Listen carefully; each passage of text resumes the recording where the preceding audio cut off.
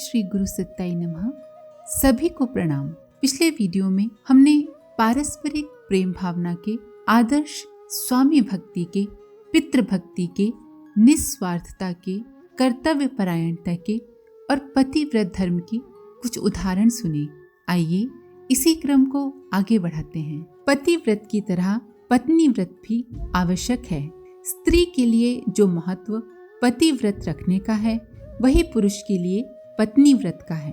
दोनों का ही धर्म समान है। भगवान राम पत्नी व्रती थे। सीता के रहते यज्ञ कार्य के लिए भी उन्होंने दूसरा विवाह करने का प्रस्ताव स्वीकार नहीं किया और सीता जी की स्वर्ण प्रतिमा पास में बिठाकर काम चला लिया। दशरथ जी ने एक पत्नी के रहते अन्य विवाह करके अपनी जो दुर्गति कराई, वो तो प्रसिद्ध ही है। जिस प्रकार पति को प्रसन्न रखना पत्नी का कर्तव्य है, उसी प्रकार पत्नी को सुखी बनाने के लिए प्रयत्न करना पति का भी कर्तव्य है। पति पत्नी दोनों के अधिकार एवं कर्तव्य समान हैं। संत तुकाराम जी की पत्नी बड़े कर्कश स्वभाव की थी। एक दिन तुकाराम जी कहीं से गन्ने का गट्ठा लाए।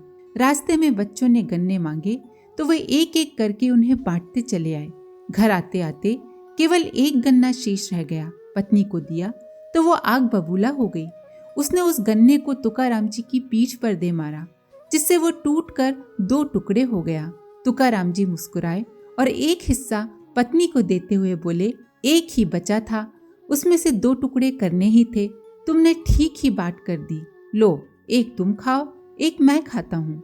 पत्नी यदि गर्म स्वभाव की हो तो पति का कर्तव्य है कि अपनी मधुरता एवं सहनशीलता से उसे निभा ले। दार्शनिक सुकरात की पत्नी भी बड़े कर्कश स्वभाव की थी। जब विद्वान लोग सुकरात से मिलने आते तो वो उन्हें निठल्ला मानकर कोसा करती और कई बार तो अभद्र व्यवहार भी कर देती थीं। एक बार विचार गोष्ठी में अनेक दार्शनिक आए हुए थे। ये देखकर उनकी पत्नी बहुत गुस्सा होने लगी। उन्होंने आए हुए मेहमानों को गालियां भी दी और छत पर चढ़कर कीचड़ का पानी उन पर बिखेर दिया। इस पर सुकरात ने इतना भर कहा, सुना गया है कि जो बादल गरजते हैं वे बरसते नहीं, पर आज तो गरजने और बरसने की दोनों क्रियाएं साथ साथ हो रही हैं। समझदार पति अपनी पत्नी के साथ मधुर व्यवहार करके उसका मन जीतते हैं और अपने गृहस्थ की शांति को नष्ट नहीं होने देते। पति पत्नी दोनों में से एक भी उदार हो तो दूसरे को निभा लेता है। झगड़ा तो दोनों के ही असहिष्णु होने पर बढ़ता है। ताली एक हाथ से नहीं, दोनों के टकराने पर ही बजती है। असुरों के युद्ध में देवताओं की सहायता करने के लिए अर्जुन स्वर्ग लोक गए और वहां उन्होंने देवताओं को विजयी बनाया। अर्जुन के पराक्रम से प्रसन्न होकर सुरपुर की सर्वश्रेष्ठ सुंदरी उर्वशी उन पर मुग्ध हुई और नाटकीय ढंग से स्वयं को दीन दुखी बताकर अर्जुन से सहायता का वचन लिया। कष्ट पूछने पर उसने बताया कि मैं आपके द्वारा आपके जैसा ही पुत्र चाहती हूँ। अर्जुन उर्वशी का प्रयोजन समझ गए। उन्होंने गंभीर होकर कहा, पुत्र के लिए प्रतीक्षा की क्या आवश्यकता है? मैं स्वयं आपके पुत्र के रूप में आज से मौजूद हूँ, मुझे ही आप पुत्र रूप में माने। अर्जुन का सदाचरण और दृढ़ता देखकर उर्वशी अवाक रह गईं। छत्रपति शिवाजी और मुगलों में लड़ाई हो रही थी। इस बीच शिवाजी के सिपाही एक मुगल वंशीय राजकन्या को पकड़ कर ले आए और उसे पत्नी के रूप में रख लेने के लिए पेश किया। शिवाजी ने उस युवती के रूप सौंदर्य को देखकर केवल इतना कहा, यदि मेरी माता इतनी सुंदर होती तो मैं भी सुंदर जन्मा होता। ये कहकर उस व्यक्ति को सम्मान सहित उसके अभिभावकों के पास सुरक्षित पहुंचा दिया। सच्चे मनुष्य कभी पर स्त्री पर कुदृष्टि नहीं डालते। वे नारी मात्र को बहन, बेटी और माता की दृष्टि से देखते हैं। सुग्रीव ने सीता जी के फेंके हुए आभूषण लाकर श्री राम को दिए, जिन्हें रावण द्वारा अपहत किए जाने पर सीता जी ने नीचे गिरा दिए थे। श्री राम ने वे आभूषण अपने छोटे भाई लक्ष्मण को दिखाते हुए कहा, लक्ष्मण, क्या यह आभूषण सीता के हैं? लक्ष्मण जी ने चरणों में पहने जाने वाले आभूषणों को पहचानते हुए कहा, भगवान, मैंने सीता माता के चरणों को ही भली प्रकार देखा है, अन्य आभूषणों को मैं पहचानने में असमर्थ हूँ। वनवास काल में अत्यधिक समीप में रहकर भी लक्ष्मण ने कभी भी सीता को चरणों से ऊपर नहीं देखा। यही उनके चरित्र की निर्मलता और आत्म संयम की दृढ़ता का प्रमाण है। संयम की इसी क्षमता के बल पर उन्होंने मेघनाद जैसे योद्धा को परास्त किया। पांडवों ने नियम बना लिया था कि द्रौपदी एक निश्चित समय तक एक भाई के पास रहेगी। उस समय यदि कोई भाई भूल से भी उनके एकांतिक जीवन में पहुंच जाएगा तो उसे प्रायश्चित स्वरूप 1 वर्ष का अज्ञातवास कर एकाकी जीवन बिताना पड़ेगा। एक दिन एक सिंह एक गाय का पीछा कर रहा था।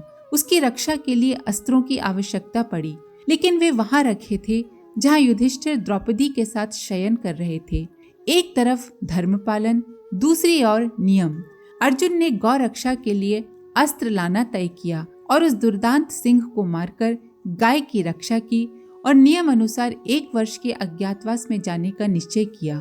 धर्मराज तथा अन्य पांडवों ने उन्हें बहुत समझाया, लेकिन वे नहीं माने और नियम मर्यादाओं का पालन करने के लिए अज्ञातवास को चले गए। मर्यादाओं और नियमों के पालन से ही कोई व्यवस्था ठीक तरह चल सकती है। एकलव्य जाति का भील था। उसने गुरु द्रोणाचार्य से विद्या सीखनी चाहिए। द्रोणाचार्य ने उसे शिष्य नहीं बनाया। इस पर युवक ने द्रोणाचार्य की मिट्टी की प्रतिमा बनाकर उसी को गुरु मानकर स्वयं ही अभ्यास करना आरंभ कर दिया। कुछ ही दिनों में वो बाण विद्या में इतना पारंगित हो गया कि उसने उधर से निकलने वाले पांडवों के कुत्ते का मुंह बाणों से बींधकर उसका भौंकना बंद कर दिया। इस अद्भुत कला को देखकर पांडवों ने अपना प्रतिद्वंदी न रखने की इच्छा से द्रोणाचार्य को वहां भेजा और गुरु दक्षिणा के नाम पर उसका अंगूठा कटवा लिया। फिर भी गुरु भक्त एकलव्य प्रसन्न था कि उसने अपने आवश्यक धर्म कर्तव्य का पालन किया। ऋषि धौम्य के शिष्य आरुणि को जब इस बात का पता चला कि अधिक बरसात के कारण गुरुदेव के खेत की मेंढ टूट गई है और उससे पानी निकल रहा है, तो वो चुपचाप फावड़ा लेकर उधर चल पड़ा। फावड़े से मेंढ पर मिट्टी रखने का उसने बहुत प्रयास किया, किंतु पानी की तेजी के कारण मिट्टी रुकती ही नहीं थी। कोई उपाय न देखकर आरुणि उसी मेंढ से चिपककर लेट गया। ठंडी हवा और पानी में पड़े होने के कारण रात भर में उसका शरीर ठिठुर गया, पर वो अपनी जगह से हिला तक नहीं। प्रातःकाल शिष्यों की गणना हुई तो आरुणि दिखाई नहीं दिया। महर्षि खेत की ओर दौड़े। देखा तो आरुणि अचेत होकर मेंढ पर पड़ा था। पानी की एक बूंद भी बाहर नहीं निकल सकी थी। शिष्य की गहन निष्ठा देखकर गुरु ने उसे छाती से लगा लिया। अपने कर्तव्य पर मर मिटना ही जीवन की साधना का अंतिम चरण होता है।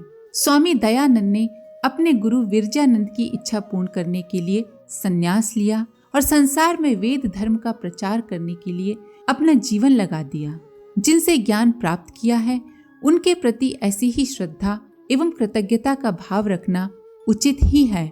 बौद्ध धर्म की नास्तिकतावादी विचारधारा का खंडन करने के लिए कुमारिल भट्ट ने प्रतिज्ञा की और उसे पूरा करने के लिए उन्होंने पहले उसका अध्ययन करना आवश्यक समझा। उस वक्त तक गौतम बुद्ध के उच्च आदर्शों को बौद्धों ने भुला दिया था और उनमें अनेक तरह की बुराइयां घुस पड़ी थीं। बौद्ध लोग आम तौर से वेद का विरोध करते, निंदा करते, यज्ञ आदि कर्म बंद हो गए थे। वेदों की भूमि भारत में वेद अपमानित हो रहे थे। कुमारिल भट्ट वैदिक धर्म के अनन्य भक्त थे और जिस तरह हो वे वेदों का उद्धार करना चाहते थे। सो सबसे पहले उन्होंने बौद्ध धर्म का अध्ययन करना आवश्यक समझा। इसके लिए उन्होंने तक्षशिला में बौद्ध धर्म का अध्ययन किया। उन दिनों की प्रथा के अनुसार छात्रों को आजीवन बौद्ध धर्म के प्रति आस्थावान रहने की प्रतिज्ञा करनी पड़ती थी, तभी उन्हें विद्यालय में प्रवेश मिल पाता था। कुमारिल ने भी झूठी प्रतिज्ञा ली और शिक्षा समाप्त होते ही बौद्ध धर्म का खंडन और वैदिक धर्म का प्रचार प्रारंभ कर दिया। अपने प्रयत्न में उन्हें सफलता भी काफी मिली। बौद्धों के साथ शास्त्रार्थ की धूम मचाकर उन्होंने शून्यवाद की निस्सारता सिद्ध करके लड़खड़ाती हुई वैदिक मान्यताओं को फिर से मजबूत बनाया। अपने उद्देश्य में कुमारिल को पर्याप्त सफलता मिली, लेकिन उनका अंतःकरण दुखी बना रहा। बौद्ध गुरु के समक्ष की गई प्रतिज्ञा और उन्हें दिए गए विश्वास के प्रति बात न करने के पाप से उनकी आत्मा हर घड़ी दुखी रहने लगी। अंत में उन्होंने इस पाप का प्रायश्चित करने के लिए अग्नि में जीवित जल जाने का निश्चय किया। गुरु द्रोह के लिए शास्त्र अनुसार तुषानल अर्थात भूसी की आग में जल जाना चाहिए। इस प्रायश्चित के करुण दृश्य को देखने के लिए देश भर से अगणित विद्वान वहां आए। उनमें आचार्य शंकर भी थे। उन्होंने कुमारिल को मना करते हुए कहा, आपने तो जनहित के लिए ऐसा किया था, इसके लिए प्रायश्चित क्यों करते हैं? कुमारिल बोले, अच्छा कार्य भी श्रेष्ठ तरीकों के द्वारा ही करना चाहिए। कुमार्ग पर चलकर श्रेष्ठ कर्म करने की परंपरा गलत है। मैंने आपद धर्म के रूप में ऐसा किया था, पर मैं नहीं चाहता कि ये परंपरा आगे भी चलती रहे, इसलिए मैंने ये निश्चय किया है। और अंत में उन्होंने अग्नि में जलकर अपने पाप का प्रायश्चित किया। महाभारत का अंतिम श्लोक पूर्ण हुआ। गणेश जी की अनवरत चलती हुई लेखनी को विश्राम मिला। इस बीच व्यास जी ने कहा, गणेश जी, आप तो अनवरत लिखते ही रहे, बीच में कुछ बोले तक नहीं। गणेश जी ने कहा, भगवान, संयम ही शक्ति का स्रोत है। यदि मैंने वाणी का संयम कर शक्ति का संचय न किया होता तो महाभारत इतनी जल्दी पूर्ण नहीं होता। मनुष्य की शक्तियां सीमित हैं, उन्हें विभिन्न व्यर्थ क्रियाओं के द्वारा नष्ट न करके संयम के द्वारा जितना संग्रह किया जा सके करना चाहिए। संयम की हुई शक्तियों से ही मनुष्य बड़े बड़े काम कर सकता है। असंयमी और शक्तियों का दुरुपयोग करने वाला मनुष्य जीवन में कोई महान कार्य नहीं कर सकता। स्वामी रामकृष्ण परमहंस बगीचे में बैठे हुए ईश्वर चिंतन में लीन थे। इतने में ही डॉक्टर महेंद्र नाथ सरकार उधर आए और स्वामी जी को बाग का माली समझकर फूल तोड़ लाने को कहा। स्वामी रामकृष्ण परमहंस मान अपमान से परे निर्मल स्थिति में थे। उन्होंने तत्काल फूल तोड़कर डॉक्टर साहब को दिए। दूसरे दिन जब वही डॉक्टर साहब स्वामी जी से मिलने आए तब उन्हें अपनी भूल मालूम हुई और उनकी निराभिमानता, नम्रता पर वो द्रवित हो गए। महान संत साधु व्यक्तियों की पहचान उनके अभिमान शून्य विनय युक्त स्वभाव से ही की जाती है। स्वामी राम तीर्थ की ओजस्विनी वाणी और विद्वता से प्रभावित होकर अमेरिका की 18 यूनिवर्सिटियों ने मिलकर उन्हें सम्मानित डॉक्टर की उपाधि देने का प्रस्ताव रखा, किंतु स्वामी जी ने उसे सधन्यवाद अस्वीकार करते हुए कहा, पहला स्वामी, दूसरा एमए, ये 2 कलंक पहले ही नाम के आगे लग रहे हैं, अब तीसरे कलंक को कहाँ रखूंगा। मान बड़ाई के फेर से बचे रहकर ही सेवा भावी सत्पुरुष वास्तविक कार्य कर सकते हैं। देवता, मनुष्य और असुरों ने एक बार मिलकर अपने अपने प्रतिनिधि पितामह ब्रह्मा के पास भेजे और उनसे उपदेश देने की प्रार्थना की। ब्रह्मा जी ने अपना मौन तोड़ा और द ऐसा कहकर मौन हो गए। देवताओं ने अपने गुरु बृहस्पति से द का अर्थ पूछा तो उन्होंने बताया, विषयों में लीन मन का दमन कर उसे निर्विकार बनाने का उपदेश दिया है। दैत्यों के गुरु शुक्राचार्य ने असुरों को बताया, अपनी शक्ति को दूसरों को सताने में न लगाकर दयालु बने।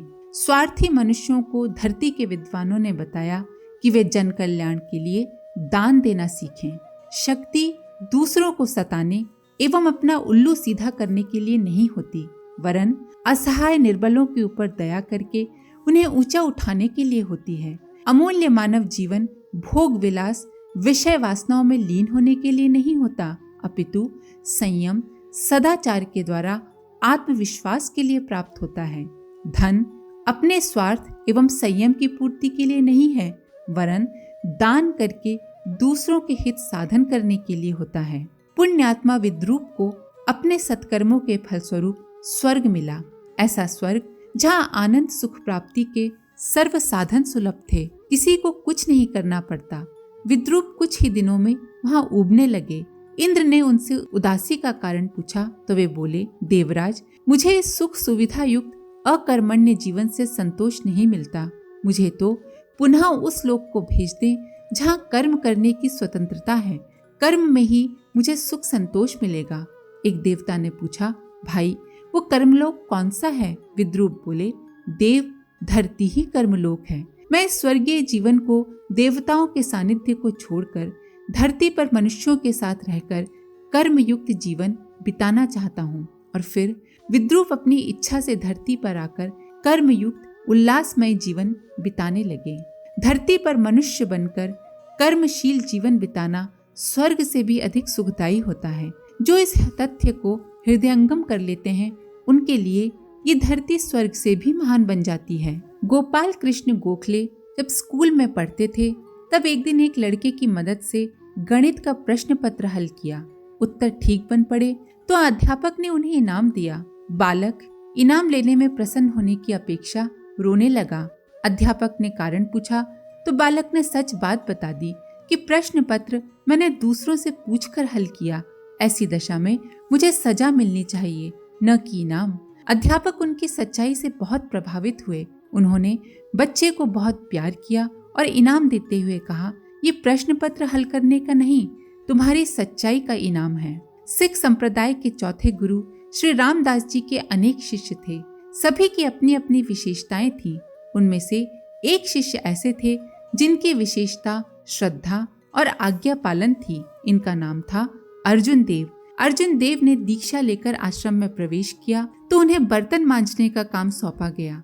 वे सवेरे से शाम तक बर्तन मांजने में लगे रहते। अन्य शिष्य जबकि धर्म चर्चा और गुरु पूजा में लगते, तब भी अर्जुन देव अपने नियत कर्म के अतिरिक्त दूसरी बात न सोचते। बर्तन मांजना ही उनके लिए सबसे बड़ी साधना बना हुआ था। गुरु ने यही तो आदेश दिया था। गुरुजी के अवसान का समय आया।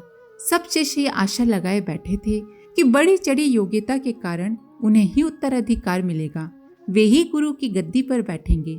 गुरुदेव अपना घोषणा पत्र लिख चुके थे। उनकी मृत्यु के बाद ही उसे खोला जाना था। समय आया, गुरुदेव दिवंगत हुए। घोषणा पत्र खुला।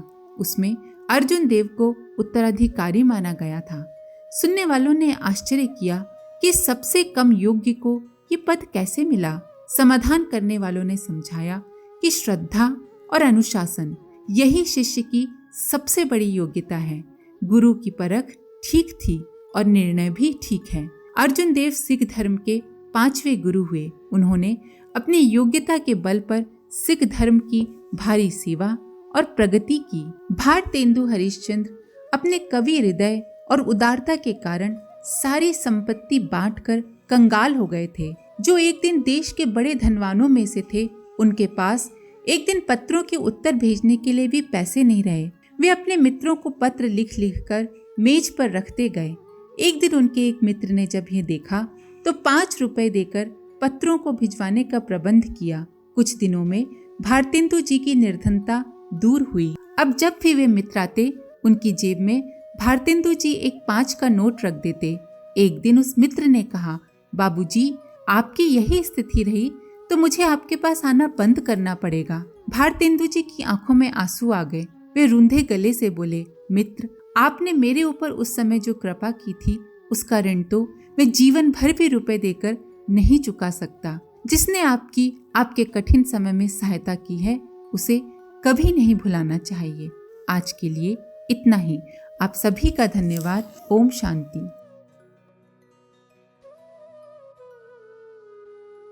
हमारे YouTube चैनल को सब्सक्राइब करें और बेल आइकन को दबाकर ऑल पर क्लिक करें ताकि आने वाले सभी वीडियोस की नोटिफिकेशन आपको मिलती रहे।